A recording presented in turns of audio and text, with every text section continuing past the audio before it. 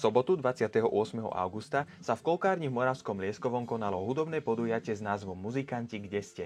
Vzniklo, dá sa povedať tak spontánne. Raz sme s kapelkou hrali, prišiel chlapec, že či si môže zahrať s nami. A presne vtedy sa nám zrodilo v mysli toto, že však urobme niečo pre muzikantov tuto z okolia. Preto sme to nazvali Muzikanti, kde ste, lebo je to vlastne akcia Muzikanti sami sebe. Viac menej. Muzikanti sami pre seba. Toto, čo tu dnes zaznieva, títo ľudia väčšinou spolu nikdy v živote nehrali.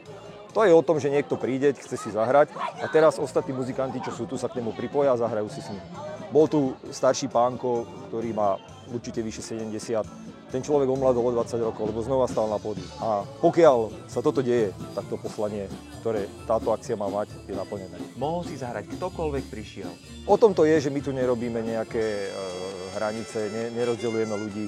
Je to o tom, aby si mohli zahrať muzikanti, ktorí nie sú aktívni, ktorí si hrajú niekde doma, túžia vystúpiť. My sa väčšinou poznáme muzikanti medzi sebou, ale v podstate sa celý rok nevieme stretnúť. Tak som vymyslel jednu akciu, aby sme sa stretli. Aby sme sa nestretali len niekde v Tesku na nákupe, ale aby sme sa stretli tu.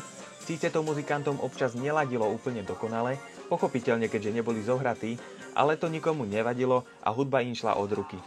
Myšlienku spojiť sa, zabaviť sa, zahrať si a potešiť ľudí rozhodne splnili. V hudbe sa medze nekladú a tak sme mohli na akcii počuť aj zaujímavé kombinácie, ako napríklad fujaru s elektrickou gitarou. Dá sa povedať, že to podujatie som síce vymyslel ja, ale samozrejme sám by som to nedokázal usporiadať. Takže mi veľmi vyšla v ústretí obec Moravské Lieskové a hlavne kolkársky klub, ktorý v tejto obci pôsobí. My hovoríme, že toto je prvý ročník, aj keď je technicky vzaté už druhý, ale ten prvý sme pomenovali, že 0, taký na skúšku. Toto by mal byť prvý oficiálny ročník.